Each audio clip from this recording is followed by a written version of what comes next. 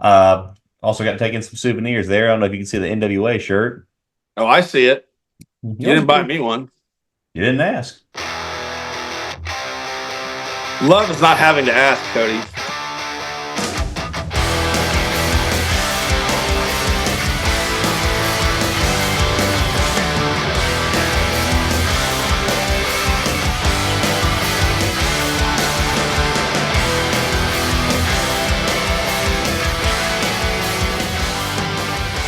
What is up, everybody, and welcome to another episode of the 5-Star Jobbers Podcast. I'm Cody.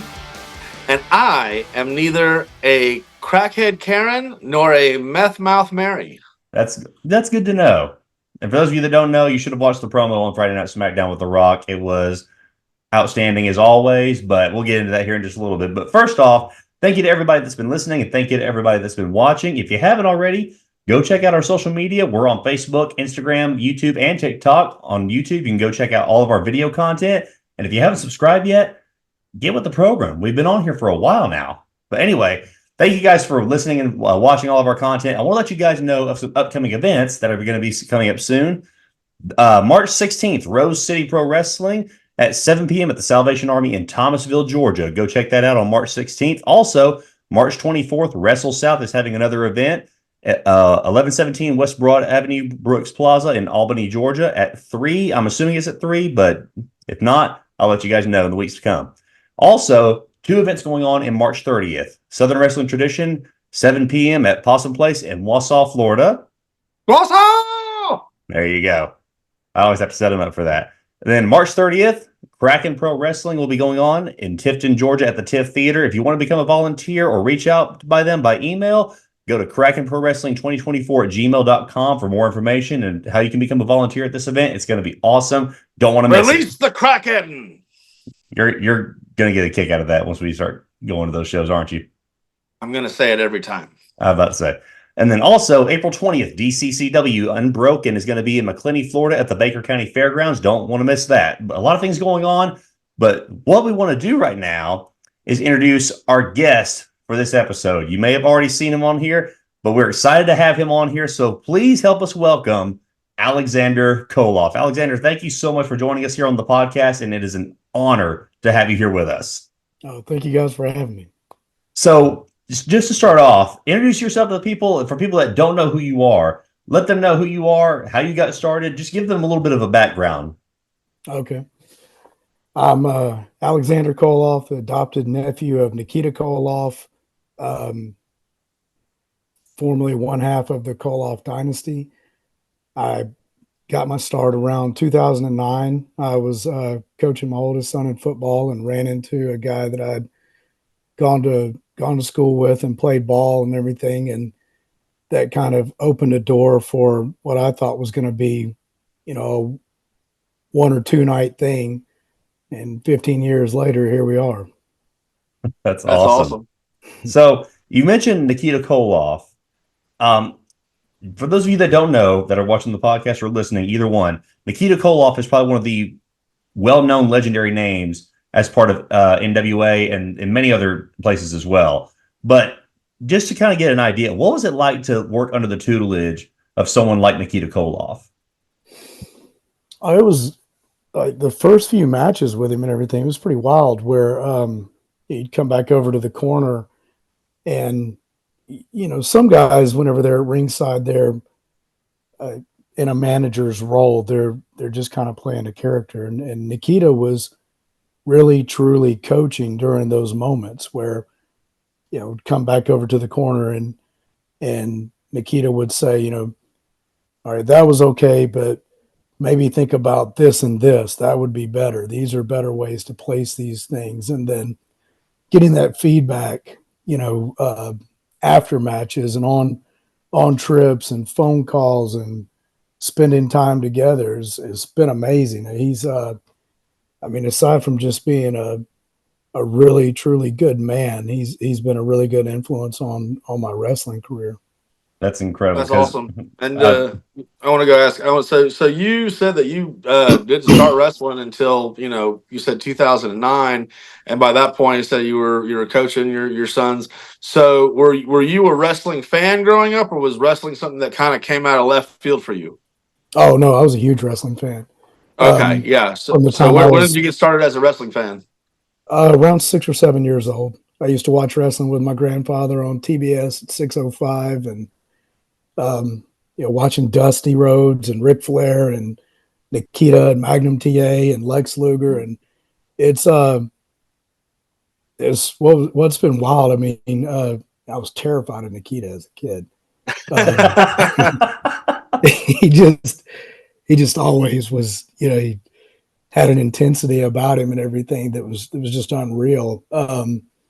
And so now, fast forward, however, 40 years later, to get to spend time with Nikita and Lex at the man camp and everything, and to have that bond with those guys and everything, it's unreal.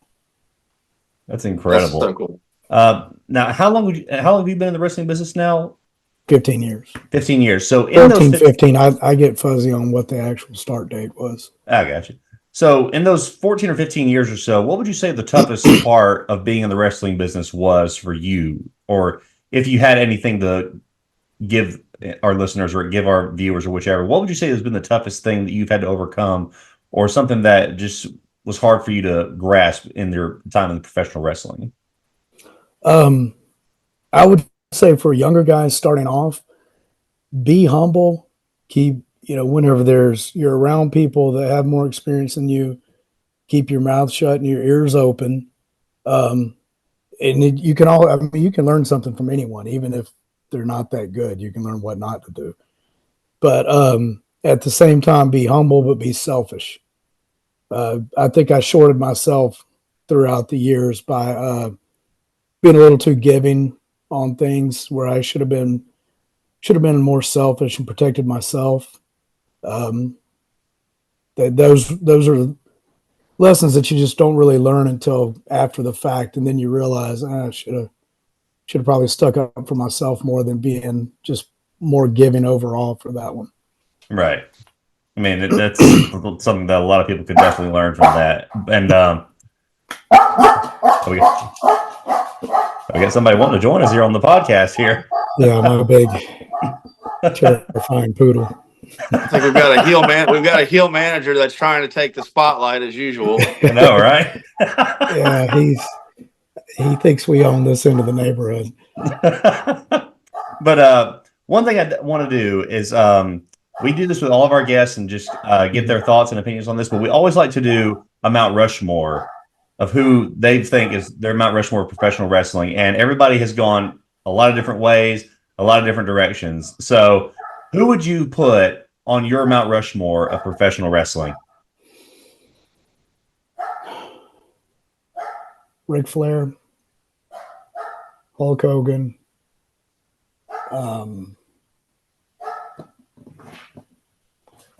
Flair, Hogan, AJ Styles. I'm trying to think of who my. And the fourth one's always the hardest. Yeah. Oh gosh, I'm probably like a Luthez or a Buddy Rogers. Okay, yeah. Okay. So definitely got the nod to history. So that's yeah. pretty good list. Yeah, you've got Hogan and Flair. So pretty much the guys who made the 70s and the 80s.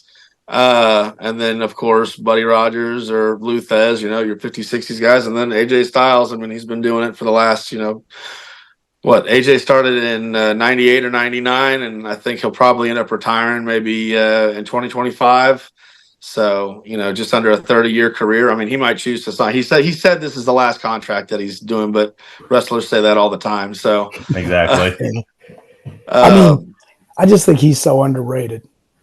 Oh, he's never been in a company that he wasn't the guy. Right. I put people talk about Daniel Bryan in the modern era, and I kind of give a little bit of a nudge to that just because I think AJ came about 10 years before Daniel in being relative. But like, if you had to say in the last 30 years who's like the standard, I absolutely think it's AJ Styles. I don't think anybody else. Like, everybody else has.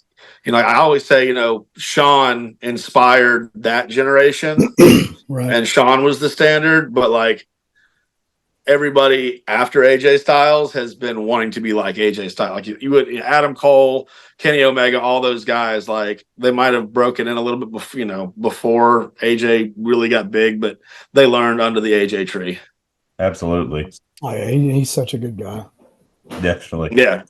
So speaking of, it's kind of apropos, we were talking about last matches or so. This stellar career that you've had with these 14 or 15 years you've been in the wrestling business, and we got to actually watch you in action when we went to our very first live commentary episode when we went to Hope Championship Wrestling. It was in Thomaston, Georgia, I believe, in October. Mm-hmm. And but you just recently made an announcement that this Saturday on March 9th is going to be your last match at Wrestle America in Forsyth, Georgia. And I just want to ask you, like, what led to this decision? Like, why now are you saying this is your last match? Just age and wear and tear, which ironically, the slowing down the schedule, my body hurts more right now than it did whenever I was active all the time. Just age, wear and tear. I've noticed that over the last few years, I've gone from, in wrestling, you're always going to be hurt. If you're not hurt, you're not doing it enough. So it hurts. Right. But I've gone more from being hurt to I've been injured quite a bit. And, that's not fun. It's not fun having surgeries or having to go do rehabilitations and always nursing something. And I've had a couple matches where because of injuries, I felt like I didn't give a performance that was worthy of what I know I can do. And I've always said I wasn't going to hang around long enough to be. I'm sure you guys have been to shows where you see a guy out there and he's older and everything, and you look and you think, man, why is this dude out here? Oh, yeah. And Right. and I've always said I'm never going to be that guy. So I've kept myself in pretty good shape. I've really trained hard for this last one so that I want to come. My original wrestling name was Tyson Dean. So, and that was one of the things I was kind of known for being a body guy. So I've trained really hard to come back and in this last match be that, to where it's, that's the lasting image that people I have of me. And then my youngest son's 8 years old. He's getting into activities that in sports and things that, I want to spend time with that, and became a grandfather in December.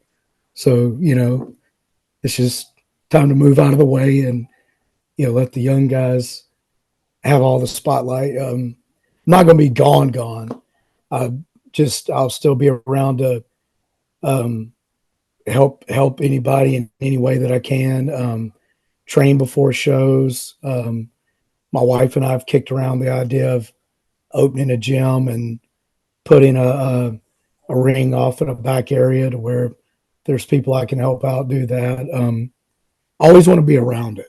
I love the camaraderie of the guys and, getting to see people and everything. So I'll always be around in some way, shape, or form.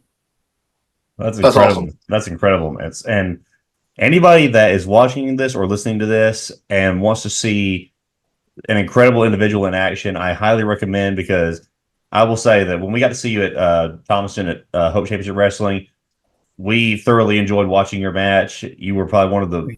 I don't want to say that you were the only good match on there, because there was a lot of good matches there as well. No, there were a lot of good matches on that card, but I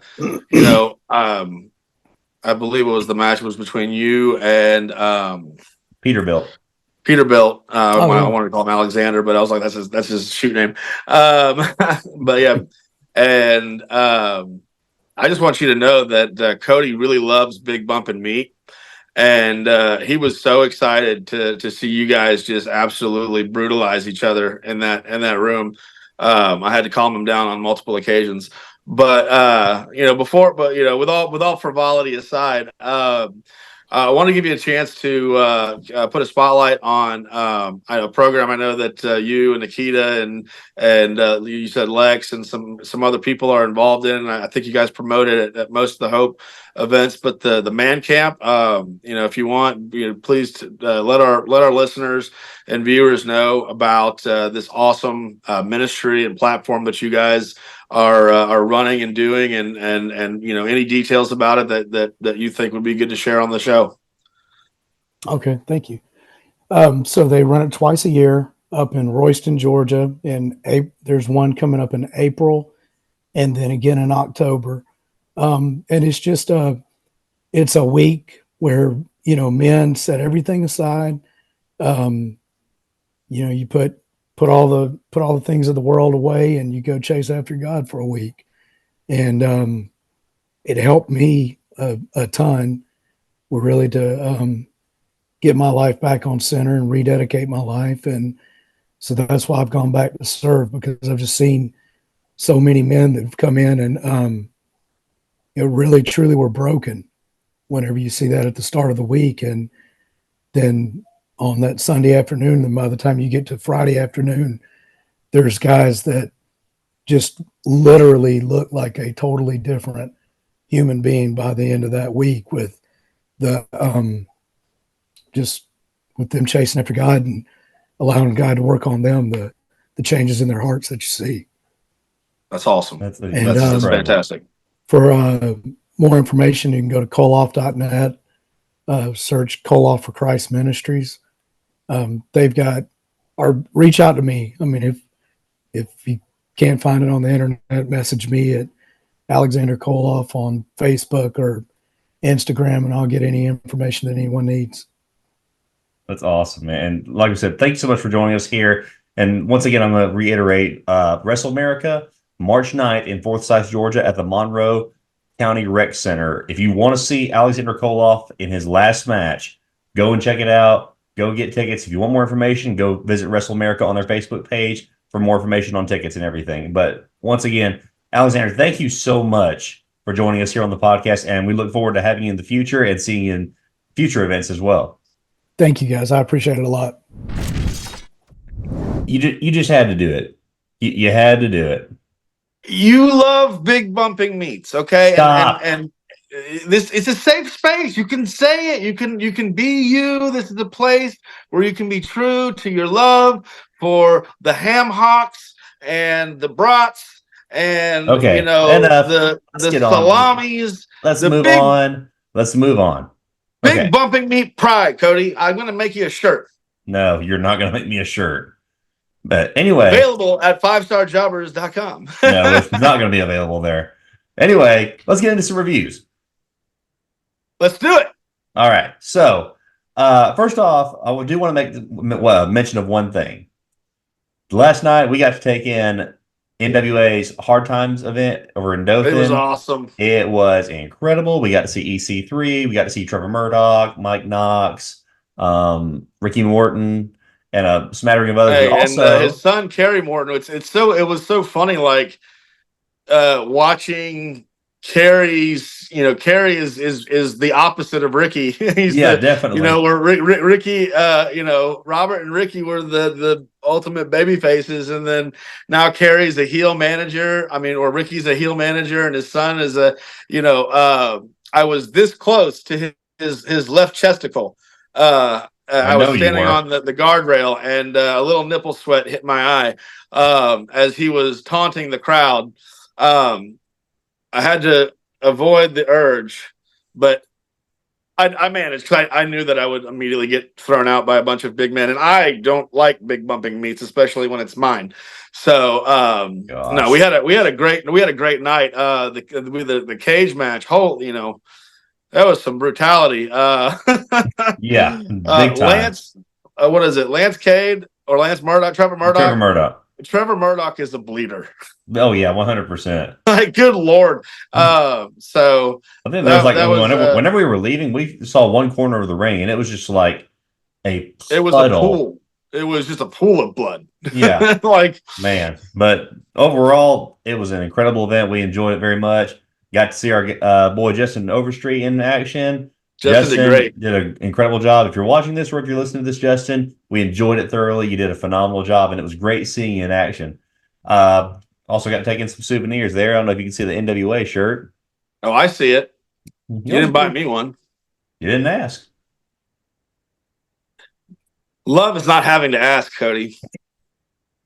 But anyway, so let's get into some reviews. So as far as high spots and botches this week, I mean, I feel like the high spot for me was just Friday Night SmackDown as a whole, because I had at least 2 or 3 different things from SmackDown. The Rock's promo being number 1, and then Rey Mysterio's return, and it just adding more fuel to the fire of the feud between LWO and Legado del Fantasma. Yeah. But probably my number 1 for me personally was Dynamite and seeing Sting coming from the rafters. That was gonna be mine. So thanks for stealing it.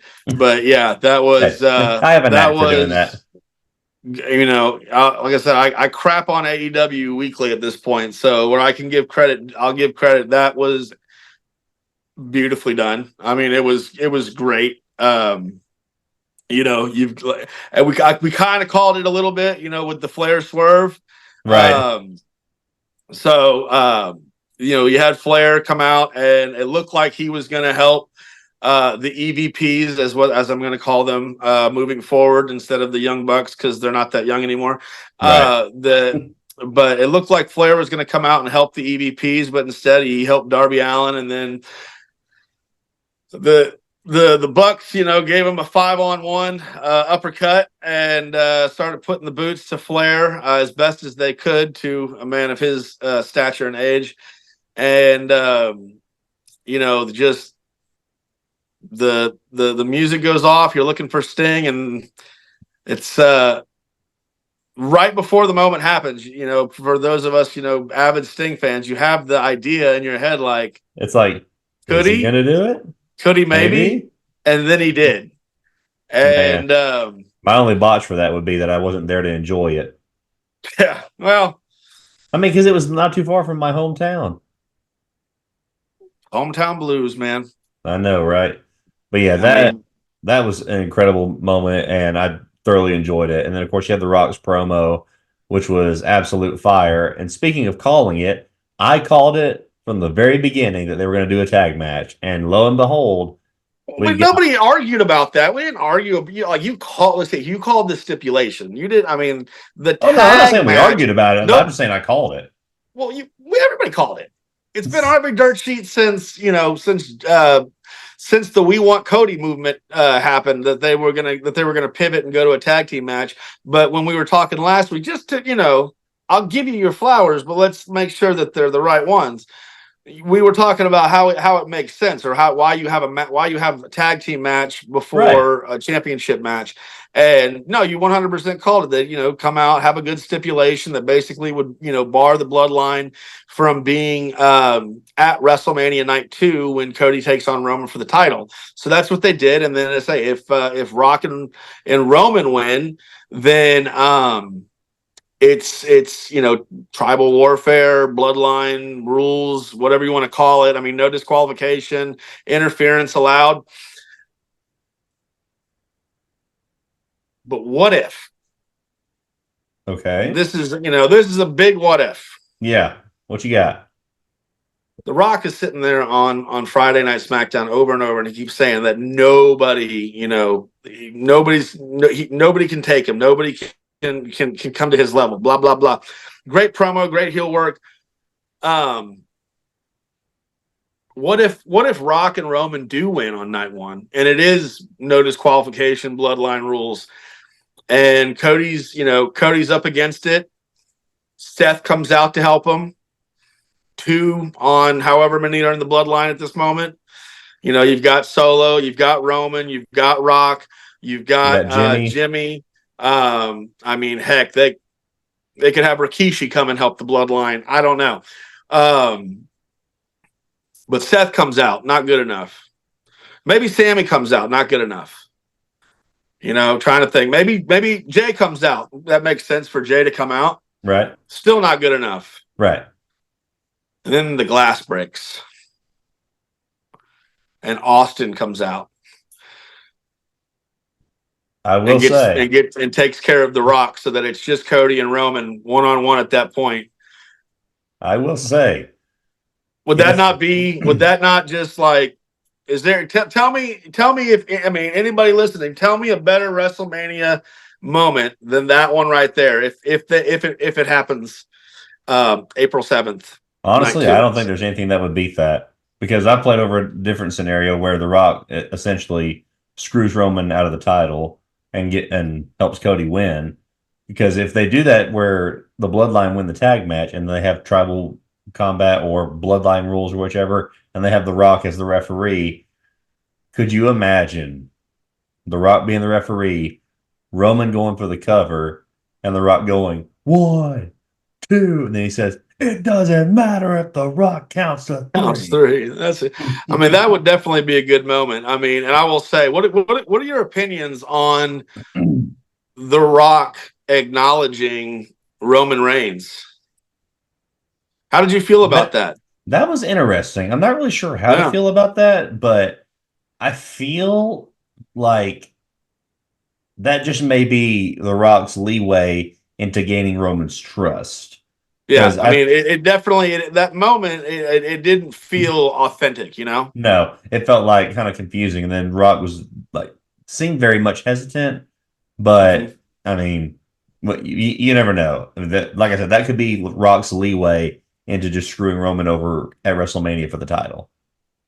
Well, as long as Roman doesn't have the title, I'm happy. I know there's still scuttlebutt from some people who think that it will, go past WrestleMania and that really are just going to try to push the Roman beating Hogan's record. But I really honestly I hope that's not how they go. Don't waste storyline for records that nobody cares about. Exactly. Because it doesn't really make sense. It's like, why?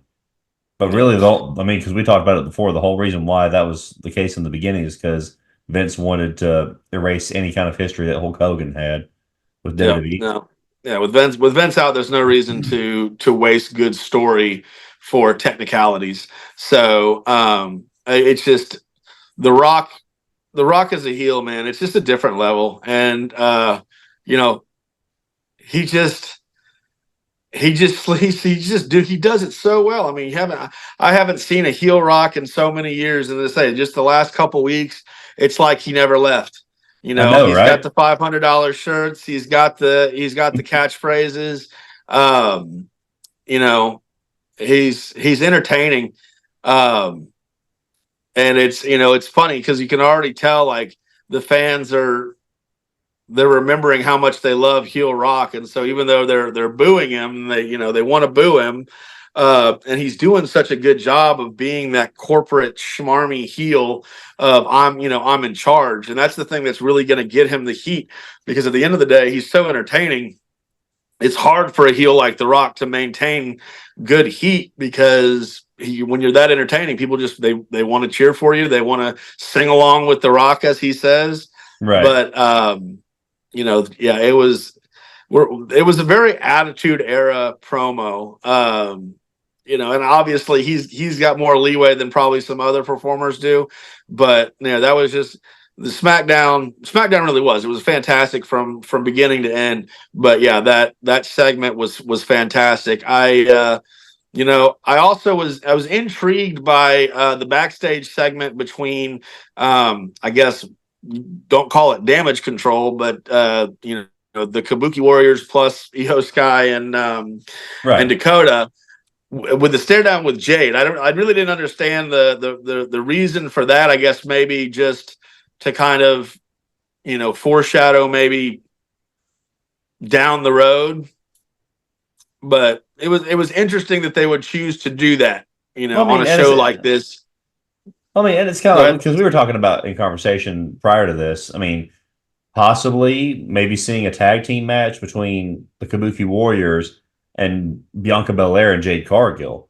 Yeah, But I that'd be a mean, fantastic women's tag team. And I think we've talked about in the past that not a lot of women's tag teams seem dominant or like they would be a cohesive unit. But like Jade and Bianca, they have that boss B personality. Like definitely. they could be a fantastic tag team. And both those women, their stature, their physiques, their in ring. Bianca definitely could teach Jade a lot of in ring quality work. And then they're both decent they're both good on mic. So that could really be a fantastic women's tag team. The only problem is a female tag team like that. Who else would even stand a chance? Honestly, I can't think of anybody. No, that's the only problem. That's the only problem with a group like that is then you'd have no challengers. But I thought that was interesting. But I was kind of disappointed that they did the whole Dakota Kai swerve. I mean, I saw it coming. I knew Dakota was gonna screw And Bailey I didn't over. see it coming. I thought that she was going to be in her corner the whole time, but I'm just confused as to like how she goes from there. How Bailey, because I mean, eventually Bailey is going to win the title at WrestleMania. It's going to Yeah. happen, but it's just a matter of like seeing how Dakota Kai siding with Damage Control is going to like favor into it. Because I mean, it makes more sense for Asuka, Io Sky, and Kairi Sane as a unit, but I don't know. I'm No, just not I sure. agree. It doesn't necessarily make sense, but I think the whole purpose is to stack the deck against Bailey and make it just look like an insurmountable hill, so it's that much more of a win when it does happen. And I just think that they want Bailey to be on her own. Like I say, I think they want Bailey on her own for this. I think it's a coming full circle kind of story. And I'm fully convinced that we're gonna get neon colors and what do you call them? The Uh, the the the balloon buddies. yeah, I Bailey think we're buddies. gonna get on. I think we're gonna get full on hug Bailey at WrestleMania. That would be pretty cool. Not Yeah, gonna lie.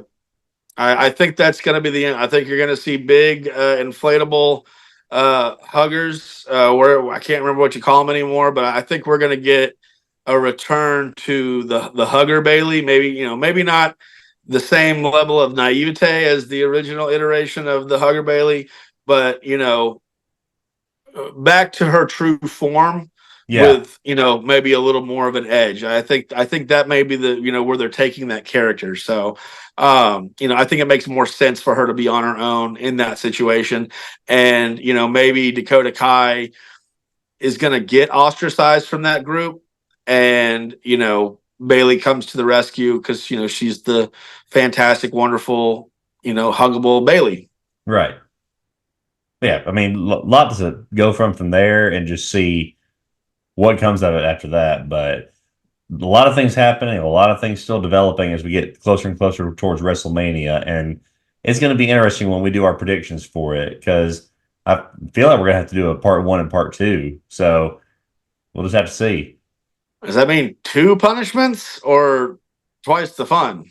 I think for that it would have to be just one, but for since it's WrestleMania, it's going to have to be a WrestleMania sized punishment. So whoever walks out with the loss on this one is going to end up losing big time. Okay, And so we've gotten your chest has been I've been chopped in the chest. tenderized. You've been My waxed. armpit hair has been torn from me. You've been beaten mercilessly by the roughneck Dawson with a chair. Right? I like my odds, but where do we go up from here? I guess we'll just have to leave it on a cliffhanger for everybody and just see. Because, I mean, we don't want to give anything away right now. Give But it away, give it away, give it away now. Give it away, give it away, give it away now. yeah, you lost me there. All right. Yeah. Yeah. But anyway, don't want to give anything away just yet. Because I've got some ideas for I don't want to say when. Because I'd never say anything's definite because I've ended up losing twice now, so whatever you're thinking in your head, remember you're probably going to be the one that experiences it. I don't think. I think mine's going to be specific just for you. So we'll be thinking of some stuff. We'll be thinking of things in weeks to come. But when WrestleMania comes around, there will be a WrestleMania-sized punishment in store for whoever loses the predictions for this one. But All right. hey, it's a cliffhanger for everybody to just nibble on a little bit and just get a taste of. But don't want to give them the main course just yet. Well, look at you being all sassy. All right, give me. I'm going to go, since you went first on the high spots, I'm going to go first on the botches. All right, so you can't take mine. My botch was the whole Hangman segment. The fake and the I'm trying to rip off the Mark Henry promo from like 2008, 2009. Yeah. When Mark came out and pretended like he was going to retire. He's coming out pretending like he's injured and he can't do it. It's going to be a one-on-one before. Like, first of all, he comes out and was just, yeah. Like he said that I won't lie to you guys, blah blah blah. And so now it's like, what was that supposed to do? Like, because the crowd now, like he's not even being a face. He's not being a baby face here. He's being a heel. And Swerve's a heel. Swerve came off as more of a face in that promo. So I mean, were they going for like a double turn? Were they trying to make Swerve face in that and make I think so, Hangman heel? Because I don't think they accomplished either. I don't think that Swerve, like, I mean, he came off a little bit more of a face, but like, I don't think he's a face now. I know Hangman Page still sucks, and Samoa Joe's still Samoa Joe. Like, I don't give a crap about that match, and we're recording this on Sunday, so it's going on. Right. We'll have our reviews of it later, but I don't. If the goal of that promo was to make me more excited about that match, it crashed and burned. I could not give any two craps, and I got a lot of crap to give. Like, I keep the tank full, but I couldn't give two craps about this match. Like, no, I'm sorry. And I'm the same way too. Like, I don't really, nothing about this match excites me, but here's where I disagree with you on it. I think they did a pretty good job because Swerve is getting over with the crowd simply because of Prince Nana creating this ridiculous dance. But not just Prince Nana. Swerve's always been over. Like, the fact of the matter is Shane Strickland, even when he was over in NXT and went by a different name, he was still Swerve. But Shane Strickland has always been over. Like, oh yeah, but I'm talking about like the fans are like getting into what he's doing, and they want to see him become world champion. The people are tired of seeing Hangman in the world title picture because we've been there, we've done that. It wasn't good. It was a botch in itself for the whole time. Well, Hangman's, I don't know what it is, but I mean, I do know what it is. First of all, nobody likes a emo cowboy. Like, a cowboy is supposed to be hard, like a rough rider, no excuses, no bull crap. Go fight, less words, more fists. Absolutely. And he is, he's a little bit, I wish we had a censor. I was about to say, be careful. He's a whiny little biatch. All right, I searched it up as best as I can, but like every time he talks, it makes me think of like, a middle school girl complaining about her day. Yeah, like he whines, but it's like at the end of the day too, his character just doesn't seem genuine. No, it doesn't. Everything he does seems scripted, and you just not well sold. No, nothing about it just makes me want to invest any more time in him. Like, I'm done seeing him. Well, I mean, he didn't used to be like this. Like when he was in Ring of Honor, the Hangman Adam Page at that time, was more cowboy. And, that's where the whole cowboy-ish, cheers came, because he was a cowboy. Now, like I say, he's a cowgirl. Exactly. A bareback riding cowgirl. I'm sick and tired of his whining. I'm sick and tired of his bad Magnum TA wannabe mustache. And I want him gone. Like, Yeah. Swerve versus Joe would have been what, like, I mean, honestly, when he said he was injured, I was like, sweet, that match might actually be good now. Yeah. And then I was disappointed when I found out he wasn't injured.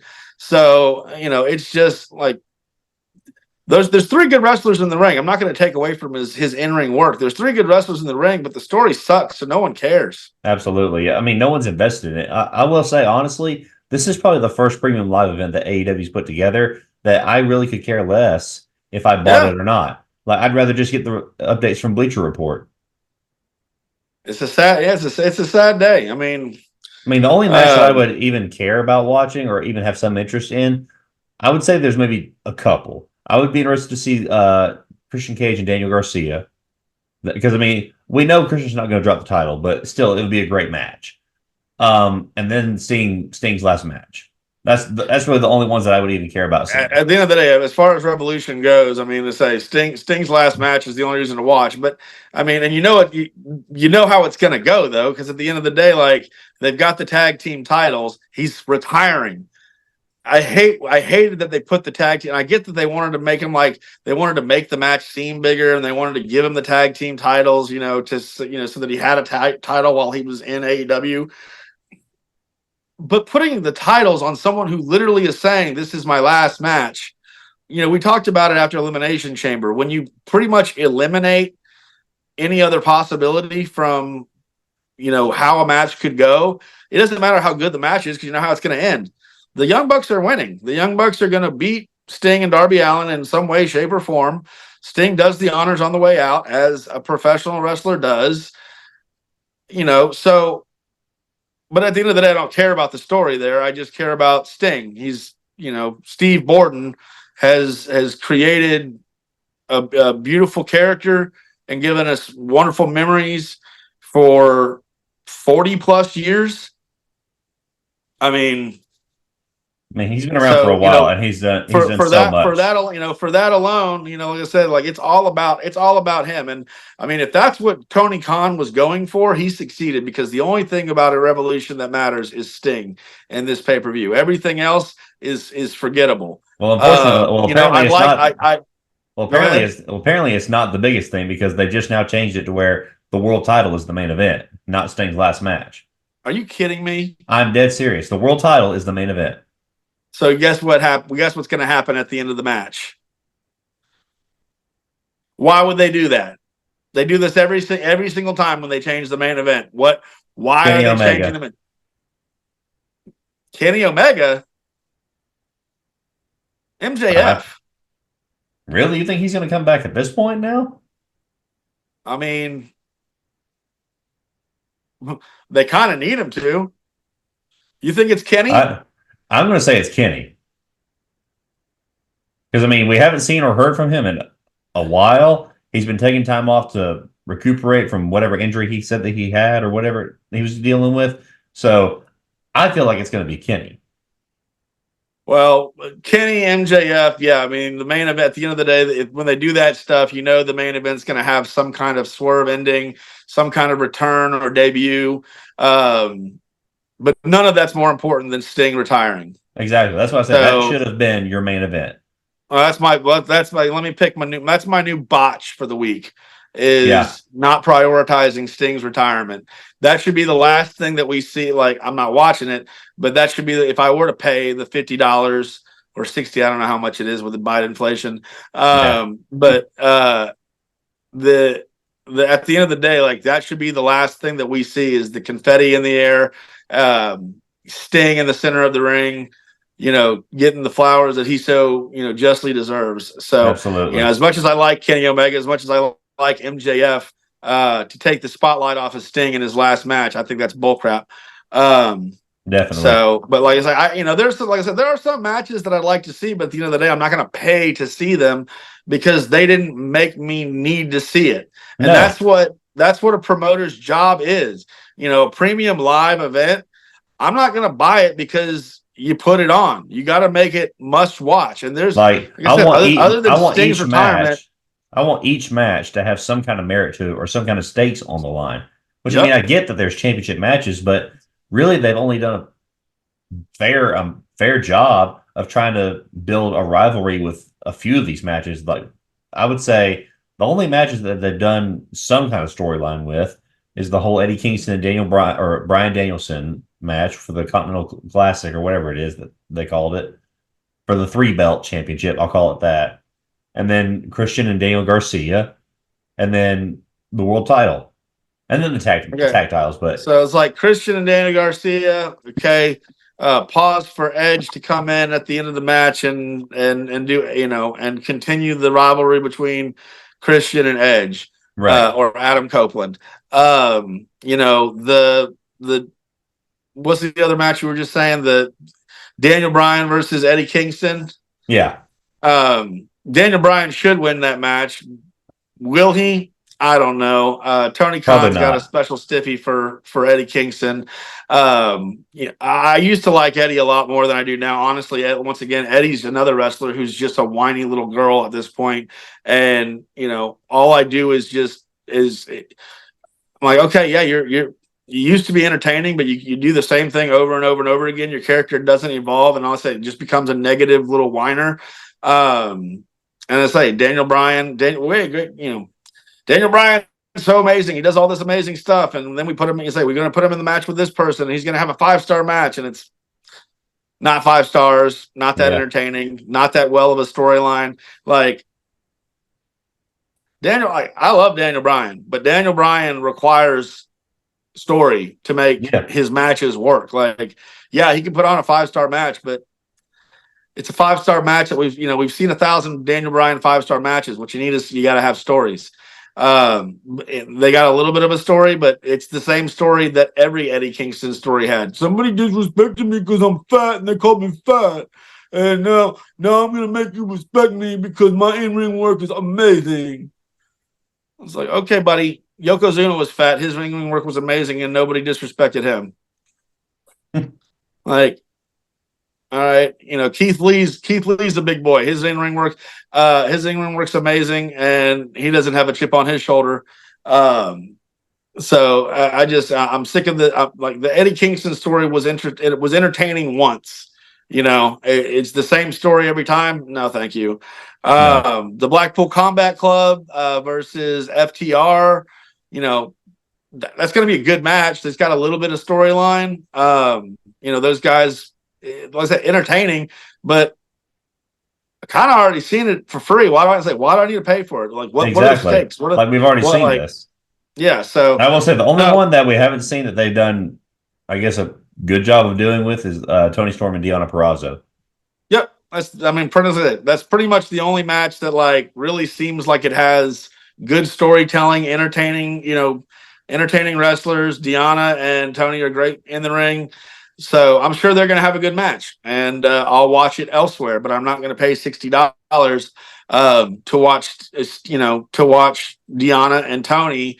I almost just to do Sting, but thank the Lord for TikTok and YouTube and all the people who will put it up for free. So absolutely.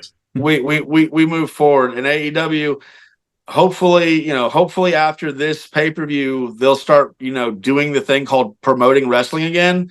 And not just throwing random wrestlers together in the ring and hoping for 5-star Meltzer driver matches. Like, I don't give a crap about what Dave Meltzer gives the 5 stars. I'd rather watch a 2-star match that has memorable moments than a 5-star match with zero storytelling. Well, it's like what we've talked about before is that there's too many people on their roster, and they try and utilize every single one of them, but they all end up getting lost in the shuffle of things, and they don't really have any good storylines to go with them. And so what we've talked about before, and what they need to do is they need to have a brand split. And I know it's kind of hard to do right now, but it can be done. Because you have Dynamite and you have Collision, or whatever they're going to change Dynamite to now. I don't know if that's a real thing or whatever it is, but they could do a brand split, and it would be fantastic. Because you've got all the talent that you have, you've got plenty of resources to do it, And then you can start building storylines with just these people, and then you start to develop better storylines. Then you have your premium live events all together under one roof. Have the matches from Dynamite, have the ones from Collision, have it all under one premium live event, and you got people sold on it. And then you start to get your ratings up a little bit more. But Yeah, no, I fully agree. We've talked about this plenty of time. There's a great opportunity. Stop doing the stupid YouTube crap that nobody watches. That you then, like I say, I think sometimes they try to have storyline, but one thing that AEW does not do well is like they don't. If something happened on some show that's not on live TV, they don't show it to the fan base, and they expect that the fan base has watched whatever dark elevation this, that, something from a Ring of Honor.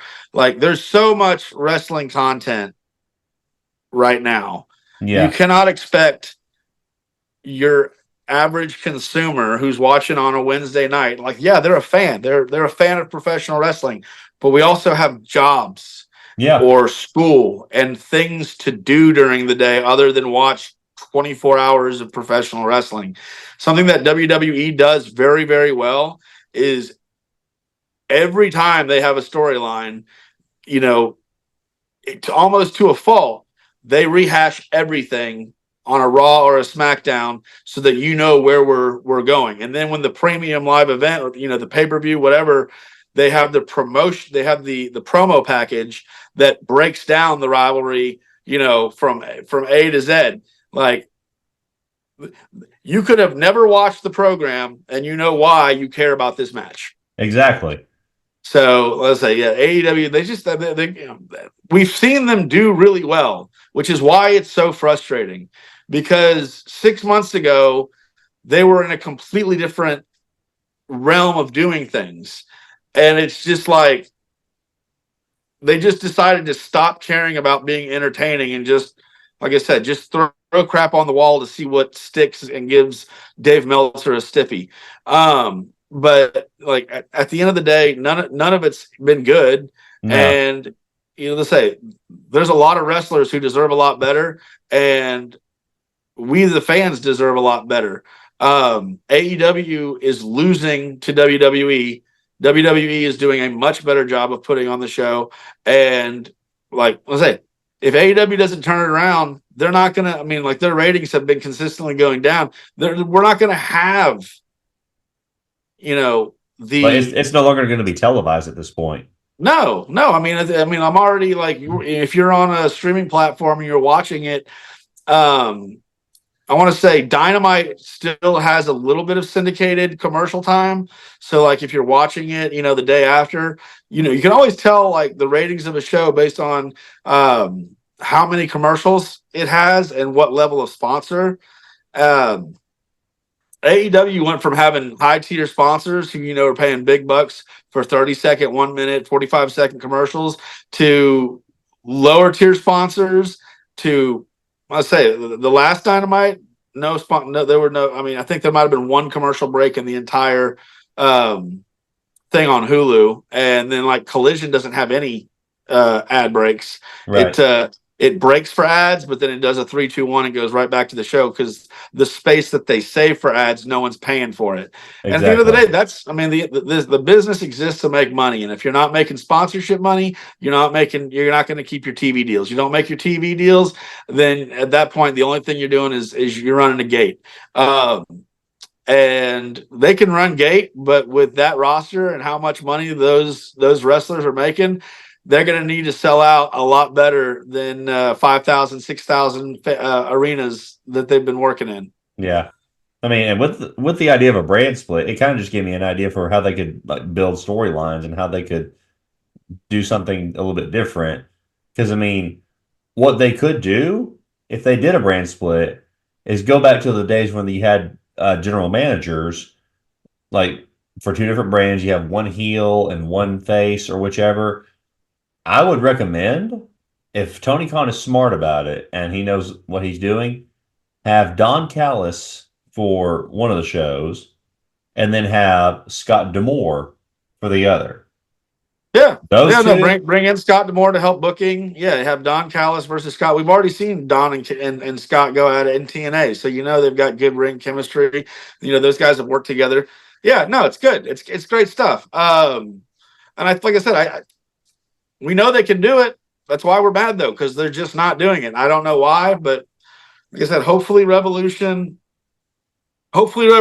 great. Hopefully the whatever swerve or whatever storytelling they're going to start telling us is an intriguing, sensible, makes sense story.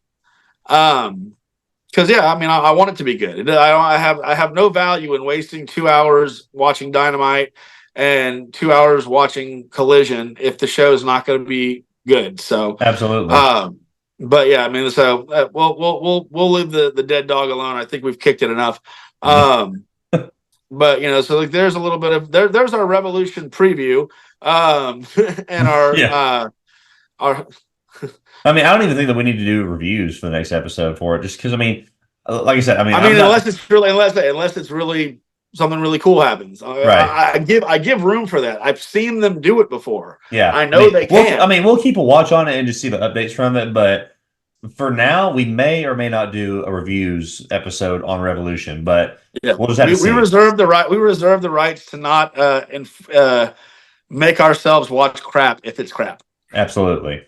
But anyway, guys, that's our episode for this week. Thank you so much for listening, and thank you so much for watching. Like we said before, go check us out on social media. We're on Facebook, Instagram, TikTok, and YouTube. Go check out our YouTube content. More will be coming up at some point in time, and more upcoming events will be announced as well. And if you have an upcoming event and you're a promoter in the area, let us know. We want to get your event out there and let everybody know what's going on in the world of professional wrestling. But as we always say, thank you for watching, thank you for listening, and as always, keep it 5 stars.